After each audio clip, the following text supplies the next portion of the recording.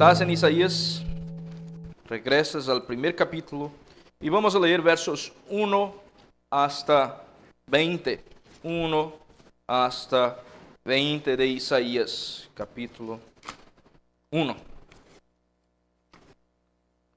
El mensaje de hoy tiene como título El litigio divino. Y mientras leemos van a ver por qué, la razón de eso.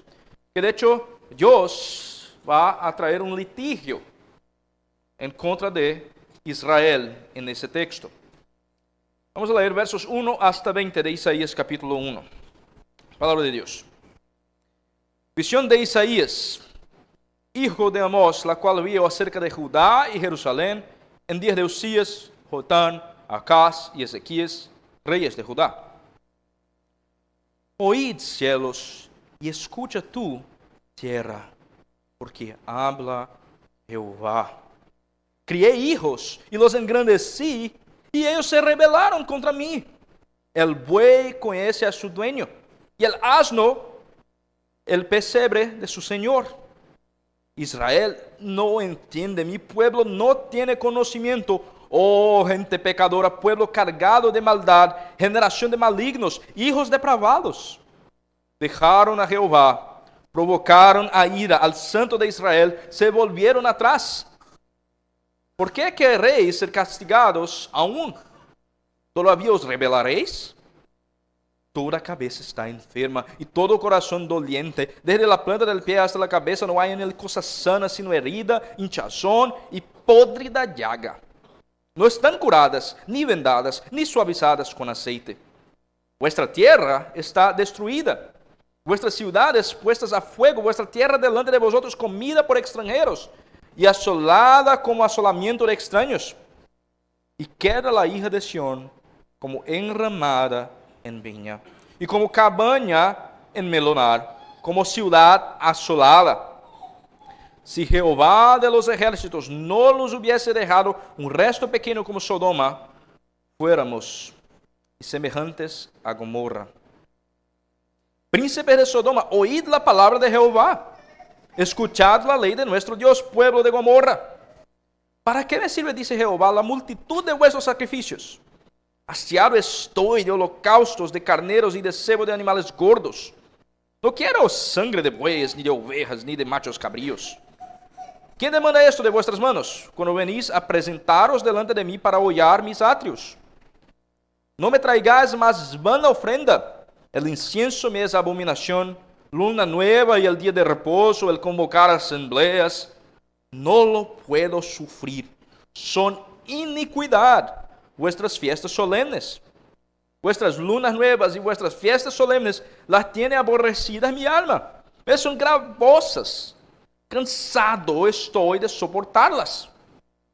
Cuando extendáis vuestras manos, yo esconderé de vosotros mis ojos. Asimismo, cuando multipliquéis la oración, yo no oiré. Llenas están de sangre vuestras manos. Lavaos y limpiaos. Quitad la iniquidad de vuestras obras de delante de mis ojos. Dejad de hacer lo malo. Aprended a hacer el bien. Buscad el juicio, restituid al agraviado, hacer justicia al huérfano, amparad la viuda. Venid luego, dice Jehová, y estemos a cuenta. Si vuestros pecados fueren como la grana, como la nieve, serán emblanquecidos. Si fueren rojos como el carmesí, vendrán a ser como blanca lana. Si quisieres y oyeres, comeréis el bien de la tierra. Si no quisieres y fueres rebeldes, seréis consumidos a espada, porque la boca de Jehová lo ha dicho. ¿Qué texto, mis hermanos? ¿Qué texto? En ese texto, mis hermanos, tenemos al Señor Jehová, Dios, procediendo con un litigio, una demanda judicial, una acusación legal en contra del pueblo de Israel. En nuestro mundo moderno tenemos muchos abogados, tenemos muchas demandas judiciales. No es incomún hallar litigios por doquier. De hecho, eso también fue un problema en los tiempos de Jesús. También Pablo tuvo que tratar eso con la iglesia en Corinto. Siempre en el mundo tuvimos eso. Hay un senso de justicia en el corazón humano que cuando, me parece en portugués hay una expresión así, cuando alguien date un pisón en tu pie y siente que es tú, así te demanda justicia. Es de pronto que vas a demandar justicia. Cuando es algo injusto contra usted, vas a ser alguien que tiene, sí, la idea de justicia. Los humanos son así. De hecho, hay países con muchos abogados. Esa necesidad de justicia propia es algo que viene del corazón. No es completamente mal. Viene también de la imagen del Señor, de que fuimos creados a su semejanza y tenemos una noción, una comprensión de lo que es cierto y lo que no es cierto. Hay abogados demasiado en los Estados Unidos, el país con más abogados en el mundo. Nueva York, estado con más abogados en el mundo.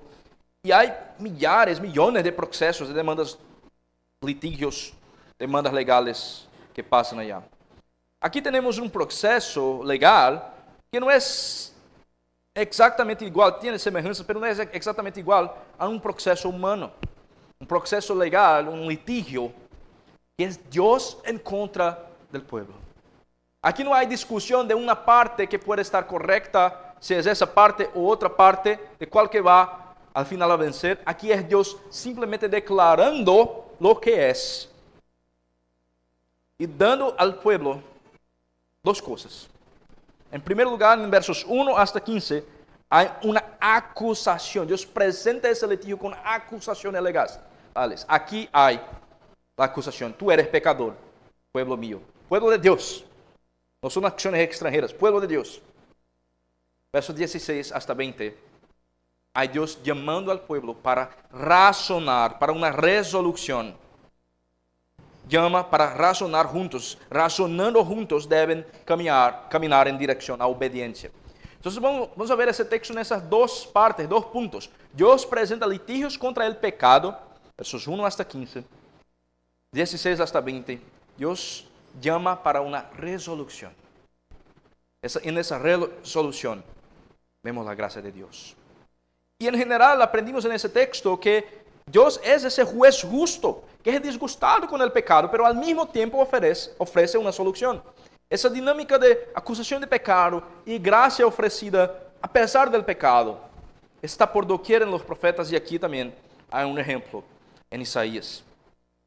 Y mientras llegamos al texto, mis hermanos, vamos a ver que es algo muy práctico para nosotros. Eso no es simplemente acerca de Israel 800 años antes de Cristo. Eso es acerca de nosotros hoy. Visión de Isaías, que es palabra de Dios. Revelación de Dios para Isaías. Profecía de Dios para Isaías. Y aquí empieza la acusación en verso 2. Oíd, cielos, escucha tu tierra, habla Jehová. Dios, con toda la autoridad del Creador, llega para su pueblo y dice así: yo crié hijos y los engrandecí. No quiere decir que los hizo crecer en los ojos de los hombres, sino que los hizo crecer mismo. Tomó de cuenta, dio comida. No es engrandecer en ese otro sentido, para que no te quedes con confusión, con error en su mente. Mas engrandecí, dio comida, y ellos se rebelaron contra mí. La primera acusación llega aquí como una acusación de rebelión. Dios acusa a su pueblo de rebelión. Aunque creó a ellos, les dio de comer, dio a ellos crecer, toda la provisión, todo el cuidado, toda la enseñanza que un padre da a su hijo. Esa es la ilustración, la analogía aquí. Crié hijos, mas ellos se rebelaron contra mí. Y la rebelión es tan absurda a los ojos de Jehová que es descrita en comparación con animales. Animales no son como humanos, aunque hoy hay de todo. Ponen animales como humanos muchas veces en el discurso público de algunos. Mas animales no tienen conocimiento, ellos no tienen entendimiento. Se puede entrenar un animal, se puede entrenar un perro para sentar, dar la mano, hacer eso, aquello, pero no tiene entendimiento. Y el pueblo de Israel es comparado a un animal, a un buey, a un asno. Ese tipo de rebelión es tan fuerte que es como si fuera así. Hasta un buey está en una condición mejor que usted, pueblo rebelde. Hasta un buey, hasta un asno. Pues Israel no entiende, mi pueblo no tiene conocimiento, aunque son hombres. Son mis hijos, deberían tener conocimiento, deberían conocer su padre. Mas hasta mismo un buey, un asno, conoce mejor su Señor que Israel conoce a su Dios. Mis hermanos, qué lenguaje fuerte. Eso revela un poco del corazón del Padre, de Dios en relación a sus hijos. Mi hija está llorando ahora. Mientras llegué más temprano, fui a abrir la puerta. Y ella fue a abrir con las cadenas y todo. Y ella se inclinó y bateó así con su cabeza, como que golpeó. Y quedó a llorar. Una cosita así, en mi corazón ya estoy llorando con ella. Mis hermanos, mucho peor aquí es la situación. Es una rebeldía. Perdiste tus hijos. Crié mis hijos, los engrandecí, mas ellos se rebelaron contra mí. En esos días vi una entrevista de Elon Musk hablando que como que engañaron a él y su hijo en todo eso de woke, de cultura woke, de que hombre es mujer, mujer es hombre. Y hubo una manera que mintieron para Elon Musk, que él autorizó una cirugía y una cosa lá que dieron hormonas para cambiar el cuerpo de uno de sus hijos. Y estaba con una faz, una cara de lloro, diciendo, perdí mi hijo no existe más. No murió, mas es otra persona y ahora no tiene contacto con Elon Musk. Sea Elon Musk, sea un padre, nosotros sabemos que es ese dolor. Si tienes un hijo o hija, ¿sabe qué es ese dolor de pensar en la posibilidad?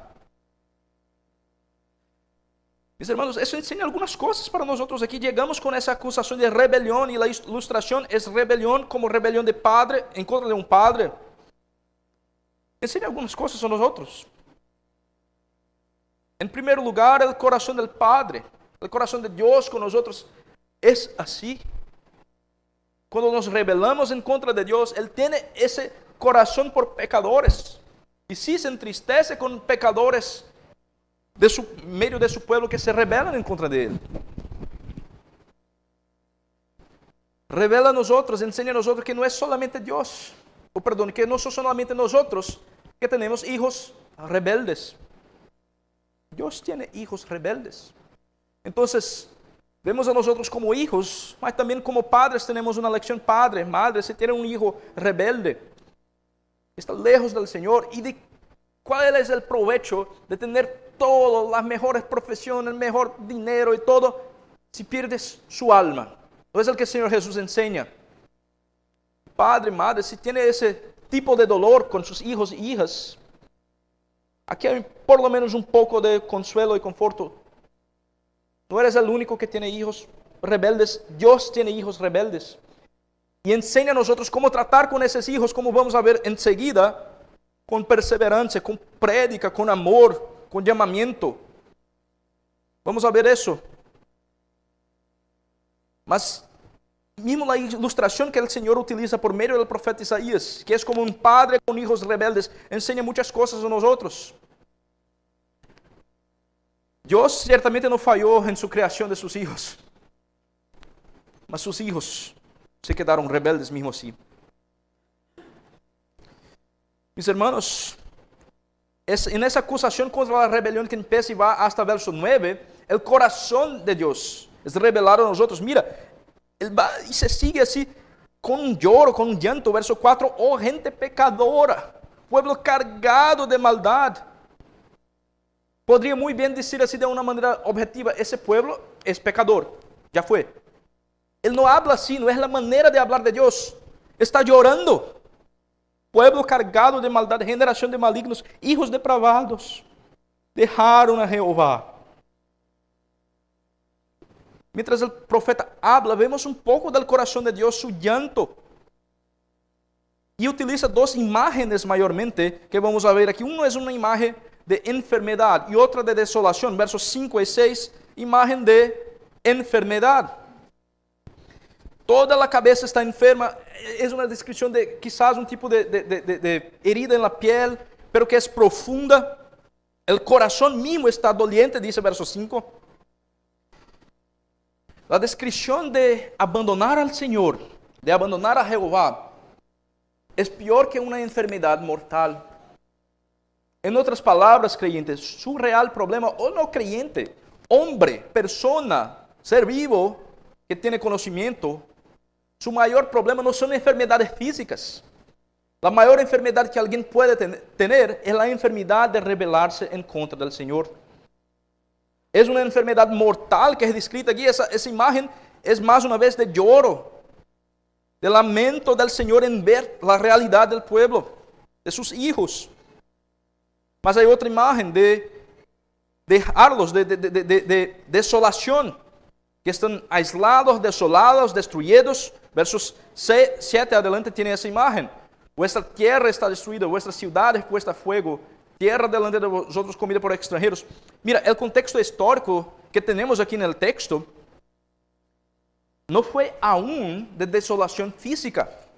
En el contexto histórico, el pueblo de Israel estaba así muy cerca de tener una desolación física, de los enemigos invadir la tierra. Pero ya estaban rebeldes en contra de Jehová. Y Isaías está predicando a ellos utilizando la imagen de lo que ellos temían físicamente y diciendo que ya fue una realidad en su corazón. ¿Cuál fue el miedo de los israelitas? Estamos cercados, vamos a ser invadidos en un rato por ese pueblo que está en nuestro alrededor. Y la prédica de Isaías a ellos dice así: mira, ya están aislados, ya están desolados, ya están destruidos en su rebelión en contra de Jehová. Tu problema no es perder tus bienes. Tu problema no es que vas a morir en las manos de esos otros hombres, de esas naciones extranjeras. Tu problema es que tú fuiste rebelde en contra del Señor. Es la prédica de Isaías en contra de ellos. Están como una ciudad asolada. Esa es la descripción de su realidad espiritual, no física aún. El texto deja eso claro, ya que empieza hablando de la situación del corazón. Y llama a ellos incluso de Sodoma y Gomorra. Versos 9 y 10 tiene esa dinámica. Si Jehová nos hubiese dejado un resto pequeño, como Sodoma fuéramos semejantes a Gomorra. En otras palabras, somos casi como Sodoma y Gomorra, si no fuera el remanente, ese pequeño resto. Mas verso 10 dice así: príncipes de Sodoma, oíd, príncipes de Gomorra, pueblo de Gomorra. En otras palabras, no llegaron hasta el fin de destrucción completa como Sodoma y Gomorra, pero ya están se portando, se tratando y viviendo como Sodoma y Gomorra, como pueblo pecador. Hay una ironía literaria aquí. Estamos casi como Sodoma y Gomorra. Príncipes de Sodoma, pueblo de Gomorra. Hay una ironía literaria. ¿Qué es que el Señor está diciendo con esos tipos de lenguaje, ese tipo de figura de lenguaje? Está diciendo: mira cómo es la rebelión. Mira cómo es algo serio. Es como una enfermedad mortal, es como que una ciudad desolada. Es como Sodoma y Gomorra. Destrucción total. Y en todo eso hay una lamentación extrema. Hay una lamentación extrema. ¿Qué aprendimos aquí, mis hermanos? Dios lamenta el pecado. Cuando Dios ve mi pecado, tu pecado, Dios lamenta el pecado. No deberíamos nosotros lamentar nuestros pecados. Muy simple, mas tan necesario. Mis hermanos, parece a nosotros a veces que tenemos tantos confortos, tantas bendiciones, tantas cosas, tantas distracciones, cosas que distraen a nosotros, que quedamos insensibles a nuestro pecado y como que es una ofensa en contra de Dios. Pecado es algo que a Dios no le agrada. Esa rebelión que es descrita como corrupción.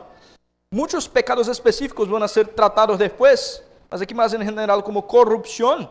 Hijos depravados, malignos, cargados de maldad, gente pecadora. Es algo que debería hacer a nosotros llorar, plantear, arrepentirse. Dice Juan Bautista después de una manera similar aquí: hijos de serpientes, raza de víboras. ¿Quién enseñó a ustedes a huir del juicio? ¿Qué está enseñando con ese tipo de prédica que es como de los profetas? Ustedes quedaron insensibles a tu propio pecado. Es lo que Juan Bautista estaba diciendo. Es que lo que Isaías está diciendo para el pueblo aquí. ¿Será que ese no es nuestro caso? No estoy acusando a nadie en particular, mis hermanos. No estoy aquí en la pantalla poniendo pecado de personas. Mira, te arrepientes. Pero tú conoces tu corazón. Y la palabra de Dios habla para usted hoy aquí en Isaías 1. Hay pecados que necesitan arrepentirse. Que precisa llorar, prantear, cambiar de vida, transformar tu práctica. El Señor, a Él no le gusta pecado. Y deberíamos ser sensibles a lo que es algo que es ofensivo a Dios.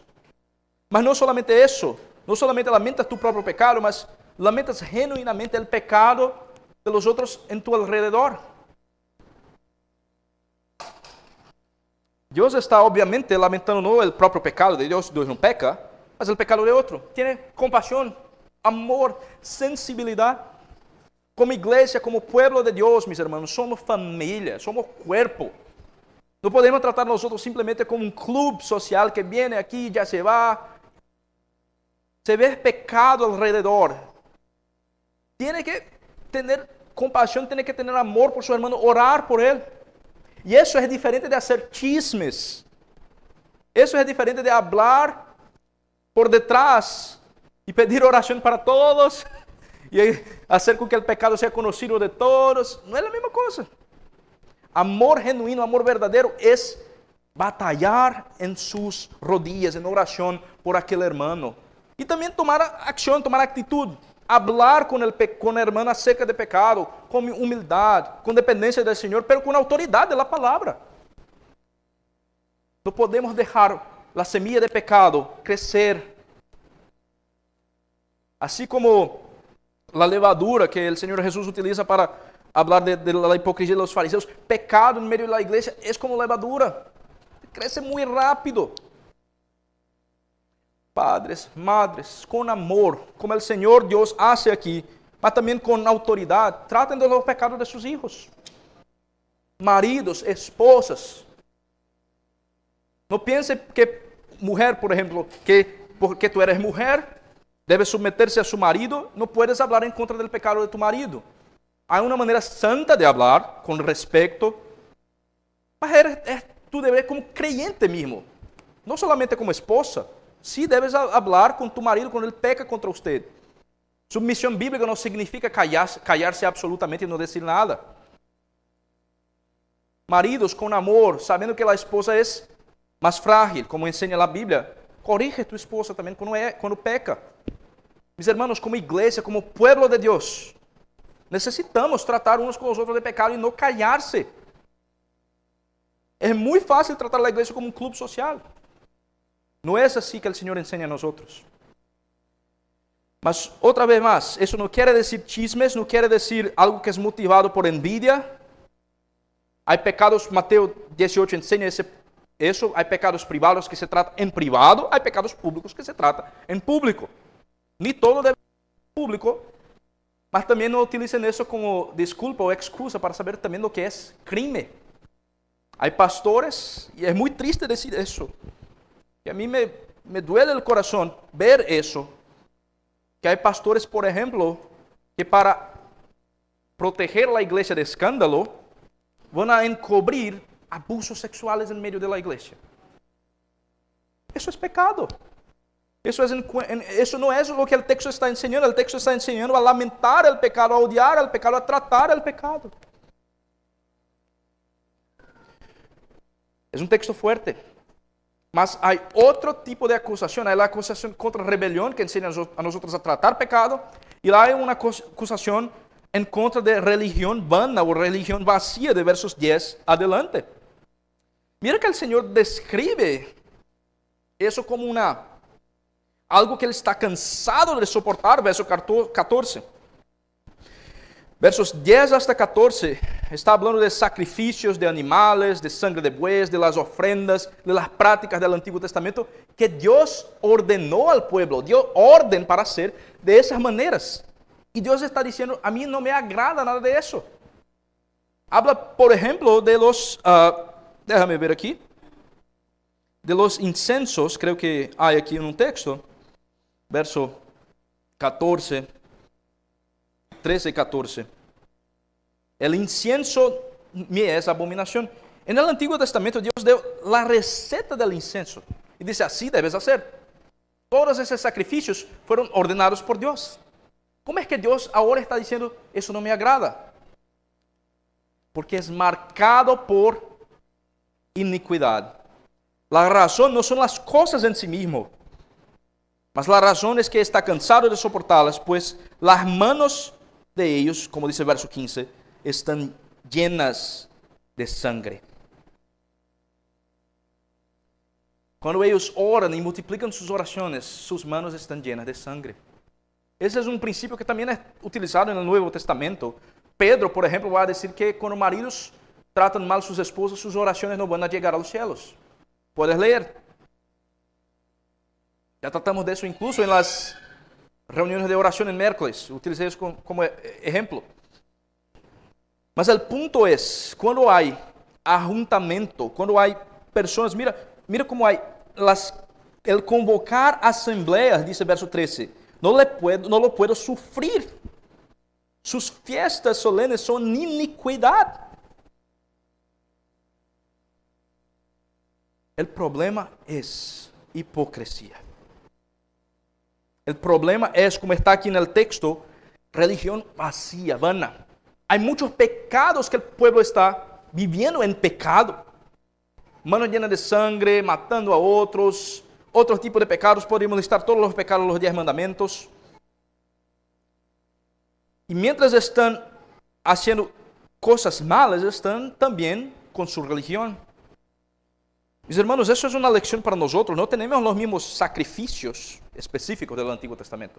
No tenemos incienso, eso fue un tipo de Cristo, una imagen. No utilizamos esas cosas. Mas será que hay pecado escondido en medio de la congregación? ¿Será que hay pecado que hace con que Dios se quede sin poder soportar tu presencia en la congregación?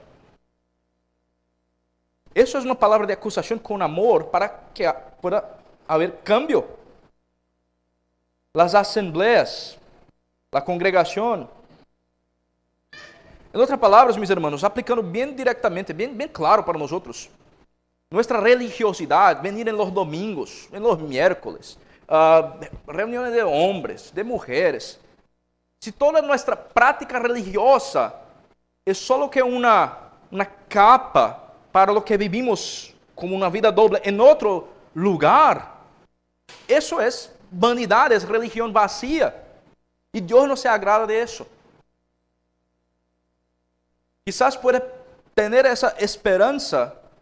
Y más una vez, no estoy hablando con nadie en particular, mas el texto me hace aplicar de esa manera. Si tienes ahora en su silla la esperanza que Dios te va a salvar en el último día porque vienes a la iglesia, te voy a decir ahora mismo, no es eso que salva, no es venir a la iglesia, no es una práctica religiosa, no es incienso, no es ofrenda de sangre, no es nada de eso, no es cantar salmos o himnos o cánticos espirituales, no es predicar reformada, no es símbolo de fe. Lo que salva es Cristo Jesús, fe y arrepentimiento en Cristo Jesús, que necesariamente causa cambio de vida, transformación, nuevo nacimiento. Hipocresía en medio de la congregación es algo que el Señor no soporta. No soy yo que estoy diciendo, no es el pastor, es la Biblia. Mis hermanos, qué texto fuerte. Dios amenaza incluso en verso 15 abandonar los que quedan a largo con hipocresía. Mira, así mismo cuando multipliquéis la oración, yo no oiré. Amenaza abandonar. Eso debería causar en nosotros un santo temor y un temor por la religión falsa, religión vacía que tiene apariencia de piedad, mas que no tiene sustancia. Debería causar en nosotros un santo temor. Mas tenemos también esperanza. Y esa es la parte que a mí me gustaría enfocar ahora en el texto, pues hay un poco de esperanza ya en verso 9, cuando dice así: si no fuera Jehová de los ejércitos, que no nos hubiese dejado un resto pequeño. Hay un remanescente, hay un resto pequeño, y hay aún más de versos 16 adelante, cuando Dios llama a nosotros para resolución de nuestro pecado. En ese litigio, en ese proceso legal que trae acusaciones, Dios nos deja a nosotros en nuestros pecados, en nuestras acusaciones, pero trae una solución. Y esa solución empieza en verso 16 con limpieza, con lavarse, con cambio. Lavaos y limpiaos, quitad la iniquidad de vuestras obras de delante de mis ojos. Dejad de hacer lo malo. Dios está llamando cada hombre, cada mujer a un nuevo nacimiento. Ese lavar es completo. Es un cambio de estado de sucio para limpio. Es otra cosa. Es ilustrado de maneras muy interesantes aquí. Después va a ser ilustrado como grana para nieve, como rojo, como carmesí, para blanca lana. Es un cambio de estado fundamental. Nuevo nacimiento, reforma verdadera, cambio de vida. No solamente religiosidad, no es solo el paquete, el contenido es otro. El verdadero arrepentimiento es completo. No puede ser un verdadero creyente sin cambio de vida. Es completo. Es mortificación, vivificación, morir para mí mismo, vivir para Cristo. Sacar lo que fue, vestir a Cristo. Deja el viejo hombre muerto en sus pecados y delitos y agárrase a el nuevo hombre que fue creado en Cristo Jesús para buenas obras. Esa limpieza personal hacia Dios, no tenemos esperanza de tener esa limpieza en nosotros mismos. Dios llama para esa limpieza, pero no piense que pues Dios manda limpiarse, que debe tomar su baño con su jabón y limpiarse en sí mismo. El Señor llama para un razonar con Él, que es la herramienta para limpiar. Por eso que dice así en verso 18, venid luego, dice Jehová, y estemos a cuenta. Esa expresión, estemos a cuenta, es una expresión en el hebreo que dice tiene que ver con un proceso legal que llega al punto de resolución, de solucionar, que viene a una parte con la otra para hablar y llegar a una solución. Y Dios dice que la manera de limpiarse, llama a limpiarse, pero la manera de limpiarse es venid a mí. Venid a mí, dice el Señor. La limpieza personal hacia Dios tiene que ver con ese razonar juntos, al razonar juntos. Es mientras venimos al Señor, que Él cambia nuestro corazón, que Él cambia nuestras prácticas, que Él transforma a nosotros, que Él hace a nosotros el rojo carmesí para el blancor de la nieve. Y tenemos esa reforma personal vivida en sociedad, es clara, hay frutos claros de arrepentimiento, para utilizar el lenguaje del Nuevo Testamento. Pues el Señor llama para dejar de hacer el mal, hacer el bien. Buscad el juicio, restituid al agraviado, haced justicia al huérfano, amparad la viuda. El hacer el bien es claro. Si robé a alguien, voy a intentar restituir. No es solamente me arrepentí, no, hubo cambio. Mi corazón ahora sabe que pequé en contra de esa persona, voy a intentar restituir como puedo. Hay cosas que no se pueden restituir. A veces no se puede restituir a una persona que murió, asesinato. Casamientos son muy difíciles de restituir muchas veces. Mas dentro de lo que es posible, debo intentar restituir. Es un cambio real y afecta a la sociedad. Eso es avivamiento, mis hermanos. Avivamiento no es bailar en la iglesia y cantar y gritar y decir cosas en lenguas. Avivamiento es cambio de vida. Es alguien que fuera y conozco personas verdaderamente avivadas. Voy a decir un ejemplo de un hombre que mató más de 11 hombres. Estaba con fue un drogadito y vendía droga también como traficante para otros, eso en Brasil. Y el Señor salvó a él. Y dio su vida para Cristo. Y empezó un trabajo para salvar a los que estaban con vicios de drogas. Y traerlos ellos sin recursos, sin nada, como podía, para su casa. Y después otros vinieron, donas, y ayudaron. Después de que estructuró algo. Pero frecuentemente, a menudo, puso su vida en riesgo para ir en los lugares donde ellos estaban. Los otros conocían a él, que estaba predicando a los que antes vendía drogas. Ahora estaba salvando a los que estaban con vicio. Dio su vida a Cristo, hubo cambio verdadero. Eso es avivamiento. Hay un cambio que viene de razonar con Dios, de llegar al Señor. Él transforma. Hay poder en el Evangelio de Cristo, hay poder en Jehová para cambiar a pecadores de su estado de rojo carmesí para blanca nieve, de pecado sucio, negro, abundante, para bendecir a otros, para servir, para dar loor a Dios, de muerte para vida. Hay poder en el Señor. Y aprendimos aquí, mis hermanos, algunas lecciones también. En primer lugar, mientras el Señor llama a nosotros para limpiarnos, la lección más obvia es: ¿has escuchado ese llamado? Ese llamamiento del Señor para arrepentimiento y fe en Dios. Para venir a Él. No para transformar su vida en su propio poder, en tu fuerza, mas para venir a Dios, en Cristo Jesús, que paga los pecados. Y Él hace cambio de vida verdadero.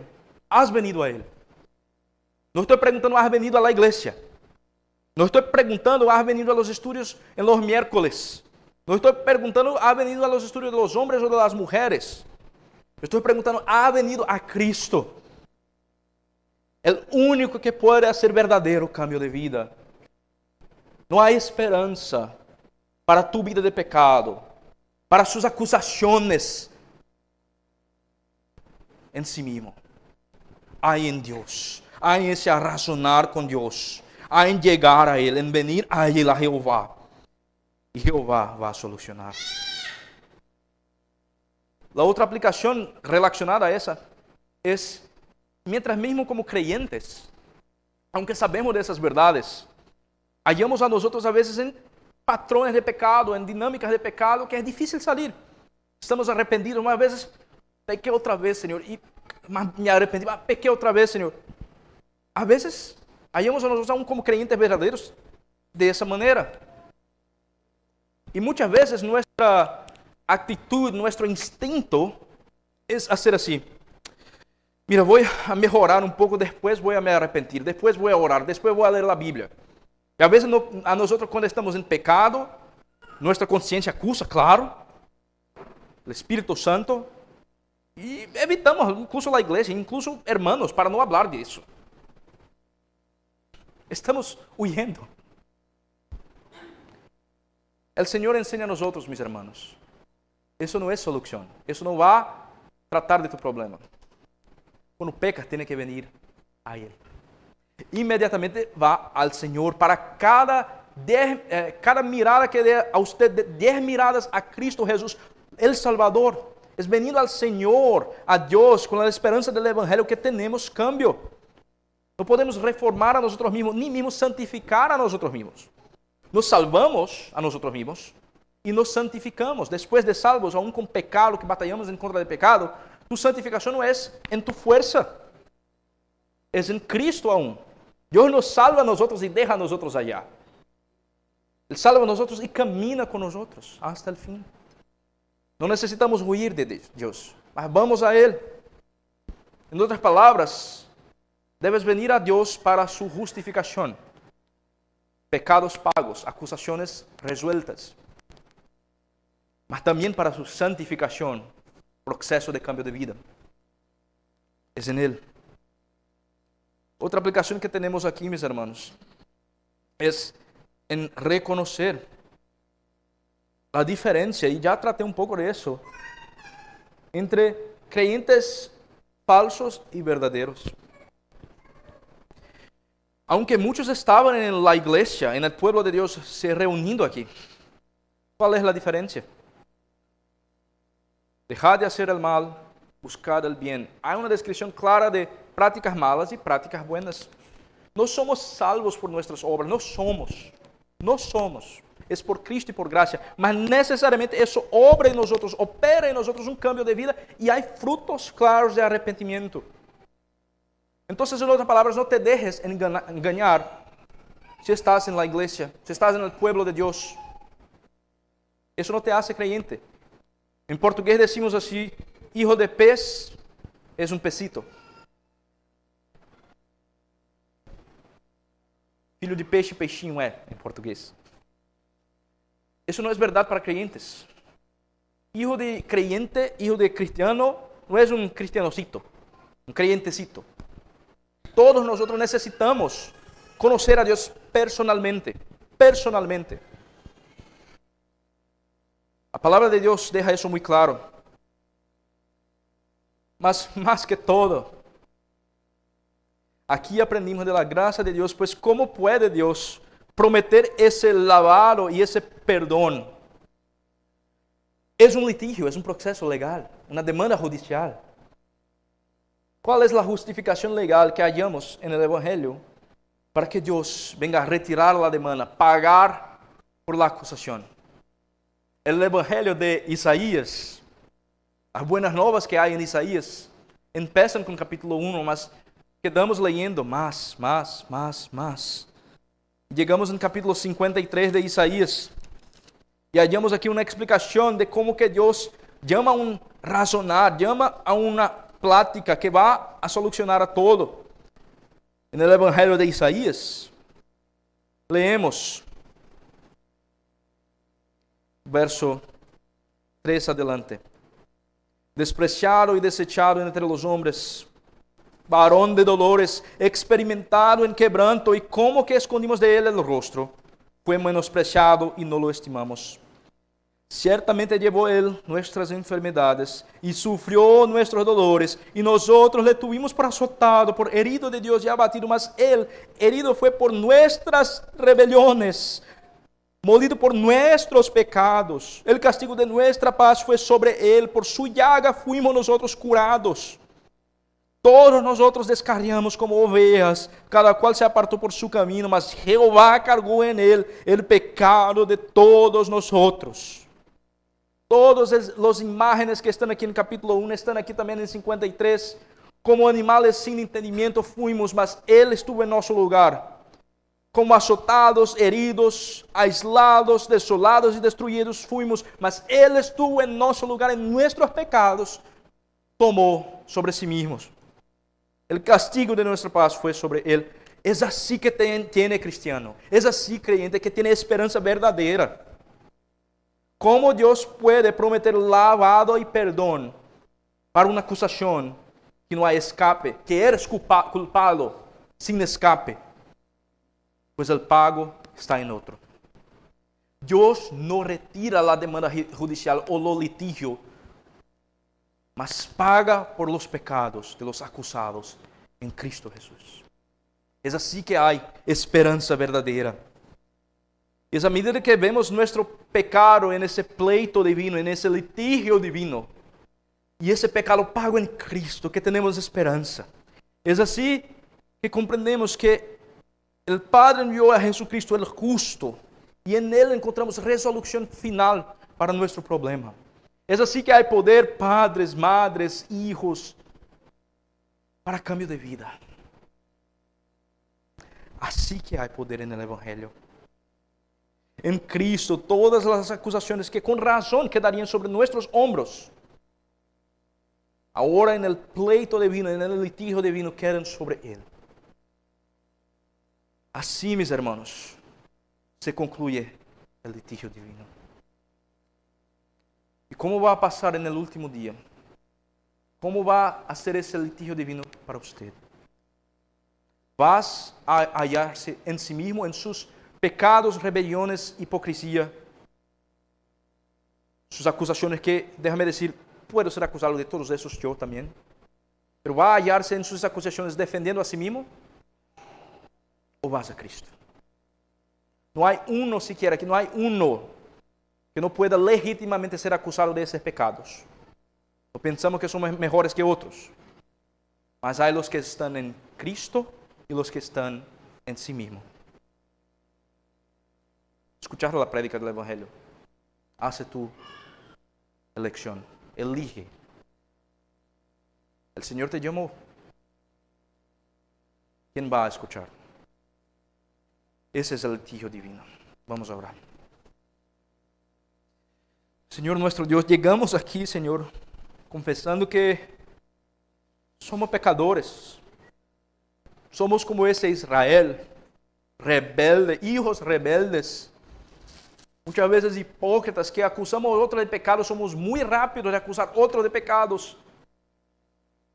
Mas muy despacios en ver a nuestros propios pecados y muy poco sensibles a la gravedad y la ofensa de nuestros pecados en contra del Señor. Así que confesamos, somos pecadores. Llegamos, Señor, con confianza en la gracia del Señor. La gracia del Dios que llama a una solución. La gracia de un Dios que llama a un razonar consigo mismo. La gracia de un Dios que ofrece salvación en Cristo Jesús, que murió por nuestros pecados.